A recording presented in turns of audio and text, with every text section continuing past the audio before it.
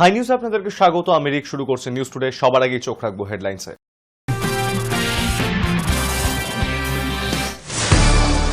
শিয়ালদহ কৃষ্ণনগর ও শিয়ালদহ বনগাঁ রুটে চালু হচ্ছে এসি ট্রেন। সাধারণ লোকাল ট্রেনের থেকে প্রায় 6 গুণ বেশি ভাড়া গুনতে হবে যাত্রীদের। শিয়ালদহ থেকে দমদম পর্যন্ত ভাড়া 29 টাকা, নৈহাটি যেতে খরচ 85 টাকা। আহমেদাবাদ বিমান দুর্ঘটনার জের 6 দিনের মধ্যে এয়ার ইন্ডিয়ার ফ্লাইট বুকিং 30 থেকে 35% কমল। গত 48 ঘন্টায় বোয়িং ড্রিমলাইনার মডেলের অন্তত 9টি আন্তর্জাতিক উড়ান বাতিল। এয়ার ইন্ডিয়ার 3 জন শীর্ষ আধিকারিকের বিরুদ্ধে কড়া পদক্ষেপ নিল director general of civil aviation বা ডিজিসিএ। ওই 3 জনকে সমস্ত রকম দায়িত্ব থেকে অবিলম্বে সরে যাওয়ার নির্দেশ। নিতে হবে শাস্তিমূলক ব্যবস্থাও। ইন্টারনেটে ভুয়ো খবর ছড়ালে 7 বছরের জেল এবং 10 লাখ টাকা জরিমানার বিধান সহ আইন তৈরি করেছে কর্ণাটকের কংগ্রেস সরকার। আইনটি কার্যকর হলে সোশ্যাল মিডিয়া থেকে যে কোনো ধরনের সন্দেহ আপত্তিজনক পোস্ট বাদ দেওয়ার ক্ষমতা আসবে রাজ্য সরকারের হাতে। নোবেল শান্তি পুরস্কারের জন্য মার্কিন প্রেসিডেন্ট ডোনাল্ড ট্রাম্পের নাম সুপারিশ করেছে পাকিস্তান। ভারত পাকিস্তানের মধ্যে সমঝোতা করিয়ে দেওয়ার কৃতিত্ব ট্রাম্পকে দিয়ে নোবেল শান্তি পুরস্কারের জন্য মার্কিন প্রেসিডেন্টের নাম সুপারিশ। ইরান এবং ইসরায়েলের সংঘাত নবম দিনে পড়ল শনিবার। যতদিন যাচ্ছে সংঘর্ষের ঝাঁজ বাড়ছে, বিরামের কোনো লক্ষণ দেখা যাচ্ছে না। শুক্রবার মধ্যরাত থেকে আবার ইসরায়েলে আক্রমণ বাড়িয়েছে ইরান। পাল্টা তেল আভিভ থেকে একে একে উড়ে গিয়েছে শক্তিশালী ক্ষেপণাস্ত্র। রাতের সংঘর্ষে দুই দেশের ক্ষয়ক্ষতির পরিমাণ বা হতাহতের সংখ্যা এখনো স্পষ্ট নয়, তবে হামলা চলছে মুহুর্মুহু। সংবাদ সংস্থা রয়টার্স জানিয়েছে, রাত 2:30 নাগাদ ইসরায়েলের সামরিক বাহিনী দেশ জুড়ে সতর্কতা জারি করে।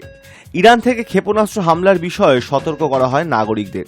তার কিছুক্ষণ পরেই তেল আভিভ, ওয়েস্ট ব্যাংক সহ মধ্য ইসরায়েলের অধিকাংশ এলাকায় সাইরেন বেজে ওঠে। আকাশে দেখা যায় ইরানের ক্ষেপণাস্ত্র, তবে সেগুলিকে আকাশেই ধ্বংস করা হয় বলে দাবি আইডিএফের। একই সঙ্গে আবার ইসরায়েলও পাল্টা হামলা চালিয়েছে। গভীর রাতে পরপর ক্ষেপণাস্ত্র ছোড়া হয়েছে তেহরানকে লক্ষ্য করে।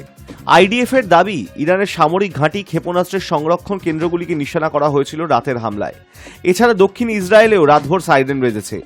ইরান থেকে ওই অঞ্চলে অন্তত 5টি ব্যালিস্টিক ক্ষেপণাস্ত্র ছোড়া হয়েছে বলেই অভিযোগ। ইসরায়েলের আপৎকালীন পরিষেবা থেকে যে সমস্ত ছবি প্রকাশ করা হয়েছে তার মধ্যে ইসরায়েলের একটি বহুতলে আগুন দেখা গিয়েছে। স্থানীয় সংবাদ মাধ্যমকে উল্লেখ করে রয়টার্স জানায়, ইরানের ক্ষেপণাস্ত্র আকাশে ধ্বংস হয়ে যাওয়ার পরে তার ধ্বংসাবশেষ এসে পড়েছিল ওই বহুতলের ওপর। তার ফলেই আগুন ধরে যায়। গত শুক্রবার ইসরায়েল প্রথম হামলা চালায় ইরানে। তাদের ক্ষেপণাস্ত্র হামলায় মৃত্যু হয় 4 ইরানি শীর্ষ সেনাকর্তা এবং 9 জন পরমাণু বিজ্ঞানী। প্রত্যাঘাতের হুঁশিয়ারি দিয়ে পরপর পাল্টা হামলা শুরু করে তেহরানও।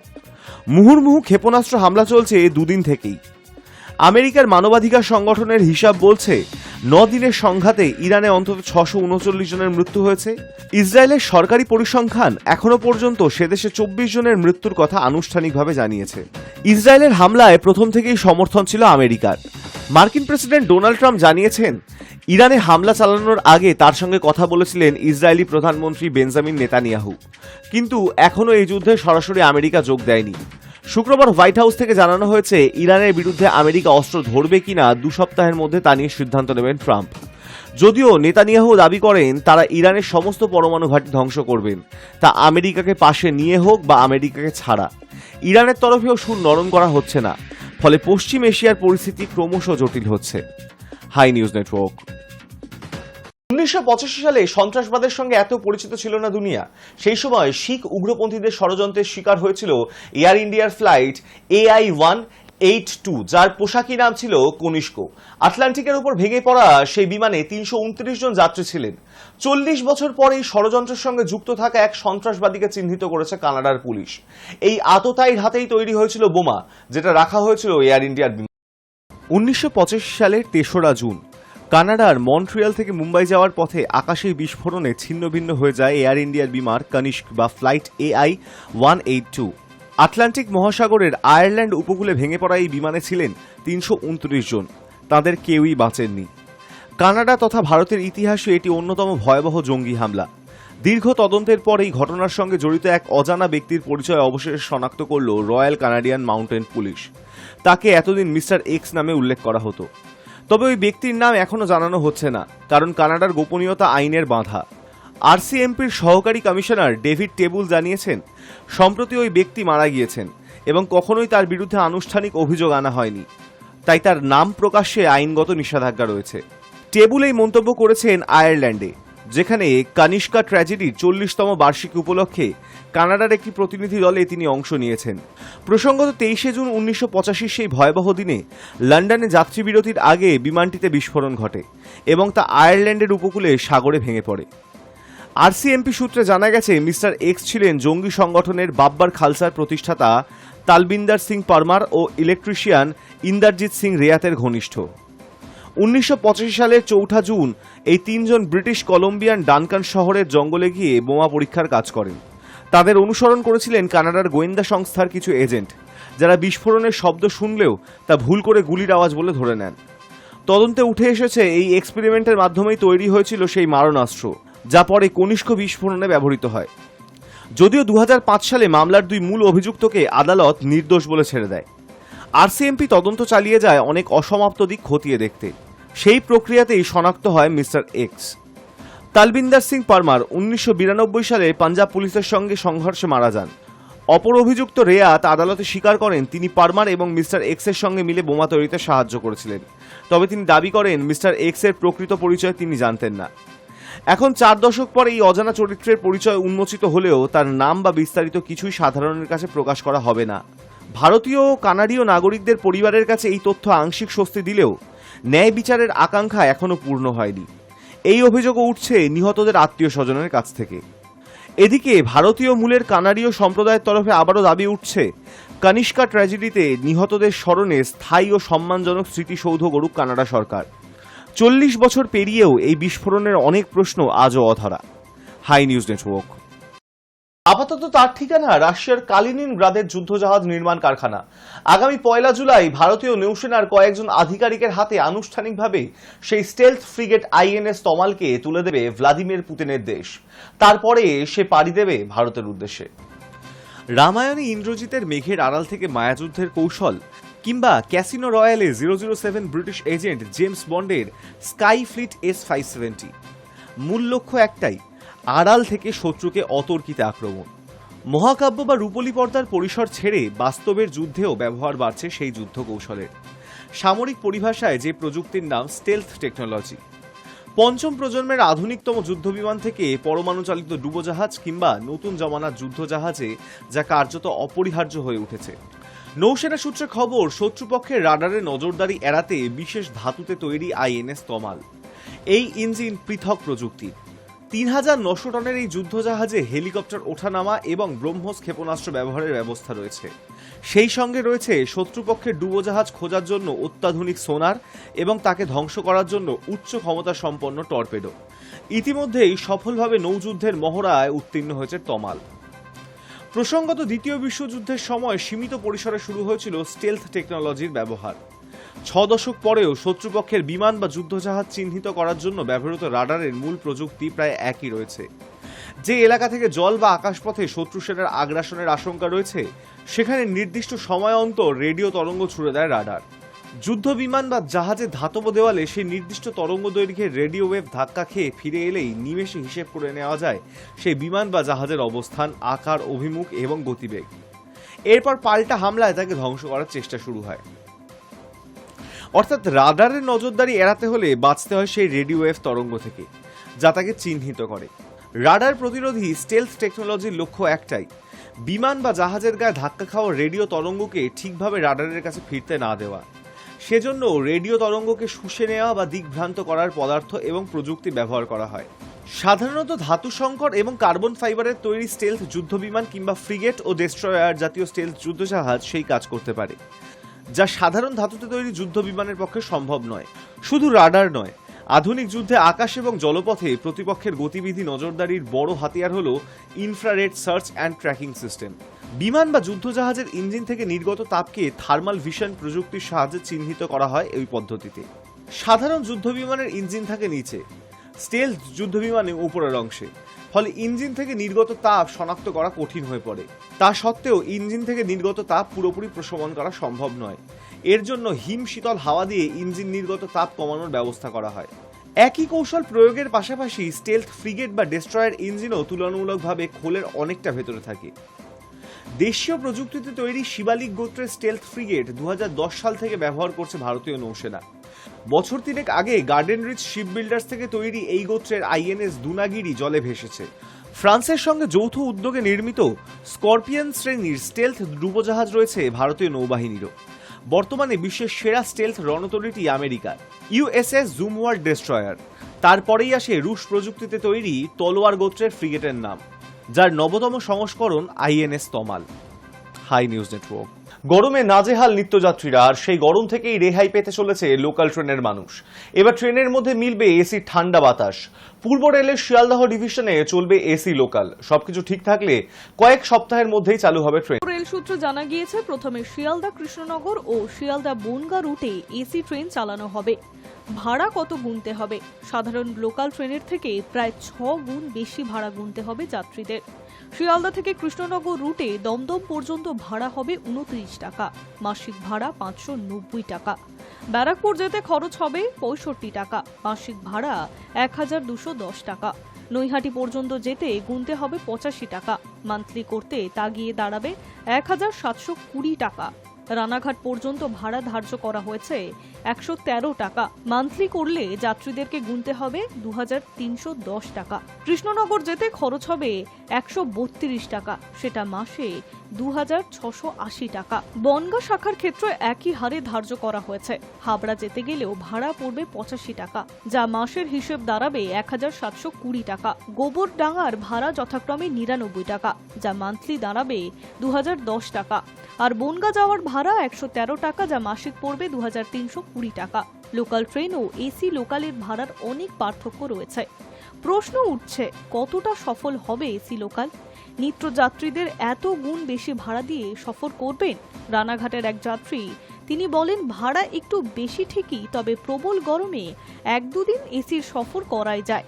ভাড়া সাধারণের আওতায় থাকলে রেলের লাভ হতো, সাধারণ খেটে খাওয়া মানুষরা উপকার পেতেন। এসি লোকাল নিয়ে যাত্রীদের মধ্যে মিশ্র প্রতিক্রিয়া থাকলেও এই ট্রেন চালানো নিয়ে যথেষ্ট আশাবাদী পূর্ব রেল। এই ট্রেন সফল হলে আরও বগি বাড়ানো হতে পারে রেল সূত্রে খবর। High news network. চন্দ্রকোনার পর ঘাটাল। বর্ষার শুরুতেই ভাসল একের পর এক গ্রাম। ঘাটালে জলবন্দী প্রায় লক্ষাধিক মানুষ, তাদের উদ্ধার করতে তৎপর প্রশাসন।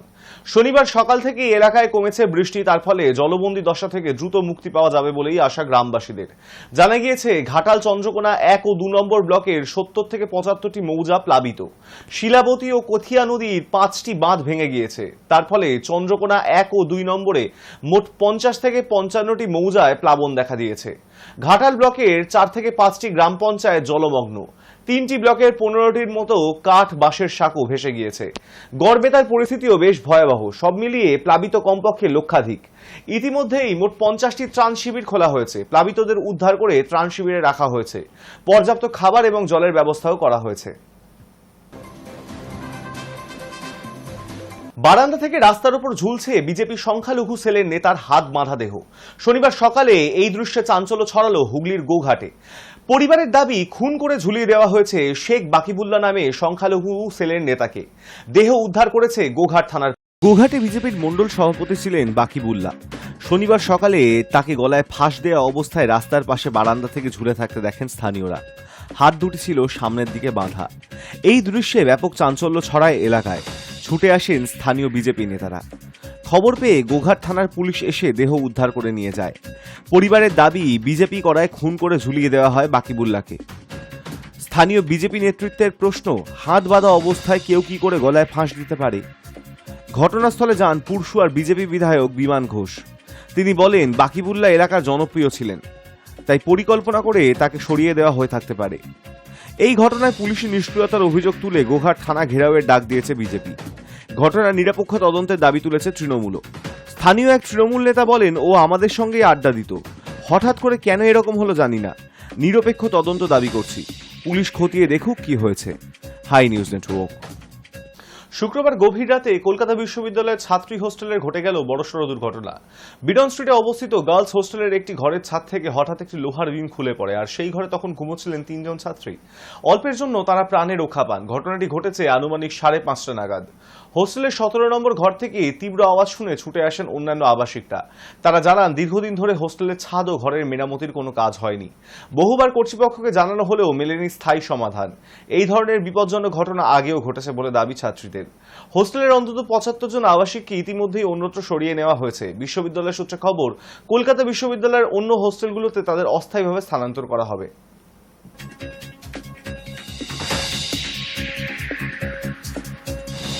দেখুন, আমরা বিগত 1.5-2 বছর ধরে এই হোস্টেলের আবাসী।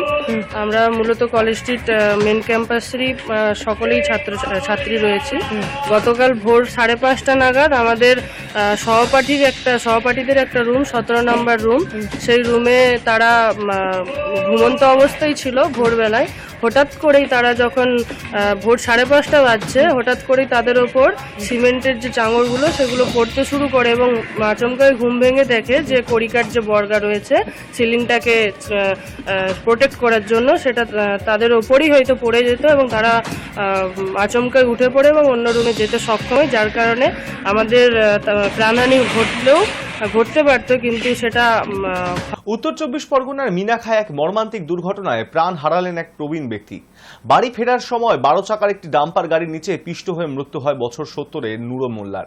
তিনি মিনাখা ব্লকের চাপালি গ্রাম পঞ্চায়েতের বাসিন্দা ছিলেন। দুর্ঘটনার পর এলাকায় চাঞ্চল্য ছড়িয়েছে। উত্তর 24 পরগনার মিনাখায় এক মর্মান্তিক দুর্ঘটনায় প্রাণ হারালেন এক প্রবীণ। বাজার করে বাড়ি ফেরার সময় 12 চাকা বিশিষ্ট একটি ডাম্পার গাড়ির নিচে পিষে মৃত্যু হয় বছর 70-এর নূরো মোল্লার।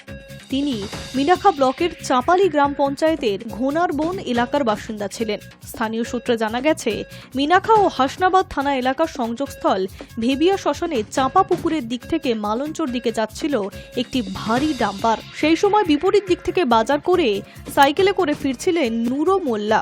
আচমকা একটি ট্রাক তার সাইকেলে ধাক্কা মারলে তিনি রাস্তার ওপরে ছিটকে পড়েন এবং ঠিক তখনই ডাম্পার চাকার নিচে পিষ্ট হন। ঘটনাস্থলেই তার মৃত্যু হয়। দুর্ঘটনার খবর ছড়িয়ে পড়তেই এলাকা জুড়ে চাঞ্চল্য ছড়িয়ে পড়ে। স্থানীয়রা দ্রুত ছুটে এসে পুলিশে খবর দেন। মিনাখা থানার পুলিশ এসে মৃতদেহ উদ্ধার করে ময়না তদন্তের জন্য পাঠায়। স্থানীয়রা অভিযোগ তুলেছে, ওই রাস্তায় ভারী যান চলাচল বেড়ে যাওয়ায় প্রতিনিয়ত দুর্ঘটনার আশঙ্কা তৈরি হচ্ছে। দ্রুত গতিতে চলা ডাম্পার ও ট্রাকের দৌরাত্মে সাধারণ মানুষ আতঙ্কে ভুগছে। প্রশাসনকে ট্রাফিক নিয়ন্ত্রণ ও সুরক্ষামূলক ব্যবস্থা নেওয়ার দাবি জানিয়েছে এলাকাবাসী। একদম জায়গায় বাড়ি খেয়ে পড়ে গেছে। কি মারা গেছে কি? হ্যাঁ, এই দুজনা ছিল আর একজন তোমার পড়ে সাইডে লেগেছে। হ্যাঁ, আর এলো স্পট ডেটে। যার লেগেছে সে কি হসপিটালে? হ্যাঁ, যেটা লেগেছে এখানে দাঁড়িয়ে ছিল। আচ্ছা, না হসপিটালে নেওয়ার সময় দেয়। পুলিশি নিয়ন্ত্রণ হলে ভালো এখানে। হ্যাঁ, পুলিশি নিয়ন্ত্রণ, পুলিশ তো এখন অব্দি আসলো হবে মনে হয়। নিহতর পরিবার জানিয়েছে, প্রতিদিনের মতোই সকালবেলায় বাজার করতে বেরিয়েছিলেন নূরো মোল্লা। কয়েক মিনিটের ব্যবধানে তাদের জীবনে নেমে আসে অন্ধকার। তার মৃত্যুতে এলাকায় শোকের ছায়া নেমে এসেছে। স্থানীয় জনপ্রতিনিধিরা ঘটনাস্থলে এসে পরিবারটির পাশে থাকার আশ্বাস দিয়েছে। কোন ডাম্পারের নিচে এসে ব্যক্তিটির মৃত্যু হয়েছে সবকিছু তদন্ত করছে পুলিশ। ময়না তদন্তের পর দেহ পরিবারের হাতে তুলে দেওয়া হবে বলে জানিয়েছে পুলিশ। High news network. ভোটের মুখে বিহারে বিধবা এবং বয়স্কদের পেনশন অনেকটা বাড়িয়ে দিলেন মুখ্যমন্ত্রী নীতিশ কুমার। শনিবার সকালে ভাতা বৃদ্ধির কথা সমাজ মাধ্যমে ঘোষণা করেছেন নীতিশ। শনিবার বিহারে বয়স্ক নাগরিক, বিধবা মহিলা এবং বিশেষভাবে সক্ষম নাগরিকরা সামাজিক নিরাপত্তা পেনশন প্রকল্পের অধীনে মাসে 400 টাকা করে পেতেন। এবার তা বাড়িয়ে করা হলো 1100 টাকা, অর্থাৎ একবারে ভাতা বাড়িয়ে করে দেওয়া হলো 700 টাকা করে। নীতিশ জানিয়েছেন, জুলাই মাস থেকে এই বর্ধিত হারে ভাতা পাবেন বিহারের মানুষ। চলতি বছরের বিহারে বিধানসভা নির্বাচন অনুষ্ঠিত হওয়ার কথা, আর তার আগেই এই সিদ্ধান্ত শাসক দল জেডিইউকে ভোটে বাড়তি সুবিধা পাইয়ে দিতে পারে বলেই মনে করছেন অনেকে।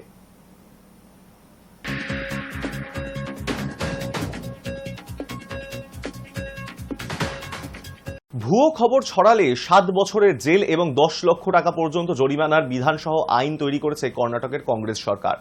Karnataka misinformation and fake news অ্যাক্টের খসড়া তৈরি করেছে রাজ্য সরকার।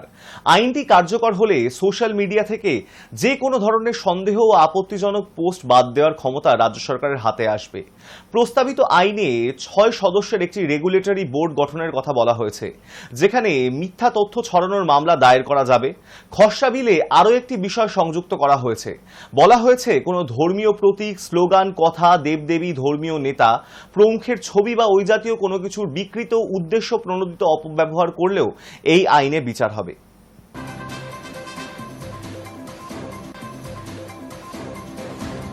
বিমান চালনা সংক্রান্ত গুরুত্বপূর্ণ দায়িত্বে গাফিলতির অভিযোগে এয়ার ইন্ডিয়ার 3 জন শীর্ষ কর্মীর বিরুদ্ধে কড়া পদক্ষেপ নিল director general of civil aviation বা ডিজিসিএ। ওই 3 জনকে সমস্ত রকম দায়িত্ব, বিশেষ করে কেবিন ক্রু এবং পাইলটদের শিডিউল ও রোস্টার তৈরির কাজ থেকে অবিলম্বে সরিয়ে দেওয়ার নির্দেশ দিয়েছে ডিজিসিএ। ডিজিসিএ সূত্রে জানা গিয়েছে, দীর্ঘদিন ধরে এয়ার ইন্ডিয়ার অভ্যন্তরে পরিচালনাগত গাফিলতির একাধিক অভিযোগ উঠে আসছিল, আর তারই প্রেক্ষিতে একটি তদন্তের মাধ্যমে 3 জন আধিকারিকের ভূমিকা নিয়ে প্রশ্ন উঠেছে। সেই তদন্তের ফলাফল বিচার করে ওই 3 জনকে তাদের বর্তমান দায়িত্ব থেকে সরিয়ে দেওয়া হলো। এয়ার লাইসেন্স পরিচালনায় নিরাপত্তা এবং কার্যকারিতা বজায় রাখতে ক্রু রোস্টারিং অত্যন্ত গুরুত্বপূর্ণ। সেখানে ত্রুটি থাকলে তা বিমান নিরাপত্তায় বিপদ ডেকে আনতে পারে। এই ঘটনাকে কেন্দ্র করেই ডিজিসিএ আরও এক ধাপ এগিয়ে এবার এয়ার ইন্ডিয়া কর্তৃপক্ষকে নির্দেশ দিয়েছে ওই 3 আধিকারিকের বিরুদ্ধে দ্রুত অভ্যন্তরীণ শাস্তিমূলক প্রক্রিয়া শুরু করতে হবে এবং সেই প্রক্রিয়ার ফলাফল আগামী 10 দিনের মধ্যে ডিজিসিএ কে জানাতে হবে। অর্থাৎ এই বিষয়ে কোনো রকম গাফিলতি বা দেরি বরদাস্ত করবে না কেন্দ্রীয় নিয়ন্ত্রক সংস্থা। শুক্রবারও এয়ার ইন্ডিয়ার যাত্রীদের ভোগান্তি অব্যাহত ছিল। কোথাও পাখির ধাক্কা, আবার কোথাও যাত্রীদের সঙ্গে বচসার কারণে বিমান চলাচলে বিঘ্ন ঘটে। আহমেদাবাদ দুর্ঘটনার পর থেকে বিমানে বাড়তি নজরদারি চালাচ্ছে ডিজিসিএ। ডিজিসিএ জানিয়েছে, ওই ঘটনার পর এখনো পর্যন্ত 66টি ড্রিমলাইনার উড়ান বাতিল হয়েছে। 18 জুন পর্যন্ত 33টি ড্রিমলাইনার বিমানের মধ্যে 24টিতে নিরাপত্তা পর্যালোচনা শেষ হয়েছে। 2টি বিমান এখনো এয়ারক্রাফট অন গ্রাউন্ড তালিকায় রয়েছে, যেগুলি প্রযুক্তিগত কারণে পরিষেবার অযোগ্য। সব মিলিয়ে 6 দিনের মধ্যে এয়ার ইন্ডিয়ার ফ্লাইট বুকিং 30 থেকে 35% কমে গিয়েছে বলেই খবর। গত 48 ঘন্টায় বোয়িং 787 অথবা 788 মডেলের অন্তত 9টি আন্তর্জাতিক উড়ান বাতিল হয়েছে। বোয়িং এর নিরাপত্তা পরীক্ষা, বিমানের সংখ্যা কমে যাওয়া এবং মধ্যপ্রাচ্যে আকাশপথ বন্ধ থাকার মতন কারণও রয়েছে বলে মনে করছে সংশ্লিষ্ট মহল। এর পেছনে একদিকে যেমন বিমান দুর্ঘটনার প্রভাব রয়েছে, তেমনি ইসরায়েল ইরান সংঘাতের পরিস্থিতিও প্রভাব ফেলেছে। 20 জন মুক্তি পেয়েছে আমির খানের বহু প্রতীক্ষিত ছবি সিতারে জমিন পর। সিতারে জমিন পর ছবির প্রথম দিনের বক্স অফিস কালেকশন রীতিমতো হতাশ করেছে আমির ভক্তদের। লাল সিং চাড্ডার থেকেও ব্যবসার দিক থেকে পিছিয়ে রয়েছে তারে জমিন পরের এই সিকুয়েল। মুক্তির প্রথম দিনে এই ছবি বক্স অফিসে আয় করেছে মাত্র 11.5 কোটি টাকা। কাজেই বলা যায় বাণিজ্যিক দিক থেকে বেশ খানিকটা পিছিয়ে রয়েছে বলিউডের নতুন এই স্পোর্টস ড্রামা। জুন মুক্তি পেয়েছে আমির খানের বহু প্রতীক্ষিত ছবি সিতারে জমিন পর। মুক্তির পর এই ছবি ঠিক কতটা সাফল্য পায় বক্স অফিসে, সেই দিকেই তাকিয়েছিলেন সকলে। আসলে আমিরের এর আগের ছবি লাল সিং চাড্ডা বক্স অফিসে রীতিমতো মুখ থুবড়ে পড়ার পর আমিরের এই ছবির সাফল্যের মুখ দেখে কিনা তা দেখার জন্য উন্মুখ সকলে। কিন্তু সেই আশাতে কার্যত জল ঢেলে দিয়েছে আমিরের নতুন ছবি। সিতারে জমিন পর ছবির প্রথম দিনের বক্স অফিস কালেকশন রীতিমতো হতাশ করেছে।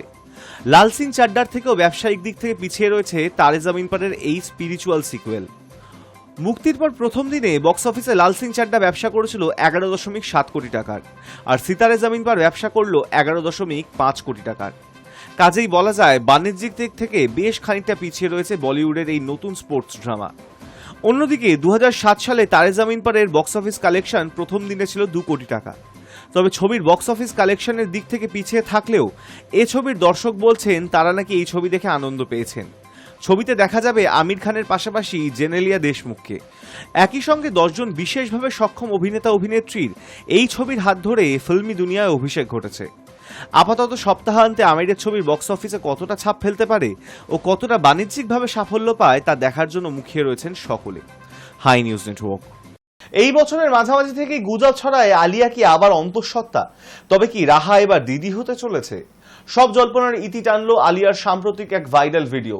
ইন্টারনেটে ছড়িয়ে পড়া যায় এই ভিডিওতে দেখা যায় যে আলিয়া একটি নাচের রিহার্সাল শেষে হাসি মুখে বেরিয়ে আসছেন। তার পরনে ছিল একটি কালো স্লিভলেস টপ এবং হাই ওয়েস্ট ট্রাউজার। স্পষ্ট দেখা যাচ্ছিল তার ফিটনেস, যা দেখে নেটিজেনদের একাংশ বলছেন যারা বেবি বাম্প খুঁজছিলেন তাদের এবার থামা উচিত। 2022 সালে বলিউড অভিনেত্রী আলিয়া ভাটের জীবন ছিল অত্যন্ত বিশেষ। সে বছর ব্যান্ড্রার বাড়িতে দীর্ঘদিনের প্রেমিক রণবীর কাপুরের সঙ্গে গাঁটছড়া বাঁধেন তিনি। মুক্তি পায় বহু প্রতীক্ষিত ছবি ব্রহ্মাস্ত্রের পার্ট 1 শিবা। তবে বছরটির সবচেয়ে বড় প্রাপ্তি ছিল তাদের কন্যা সন্তান রাহার জন্মের। এখন সেই ছোট্ট রাহা পা দিয়েছে 3 বছরে। এই বছরের মাঝামাঝি সময় থেকেই গুজব ছড়ায় আলিয়া কি আবারও অন্তঃসত্ত্বা, তবে কি রাহা এবার দিদি হতে চলেছে?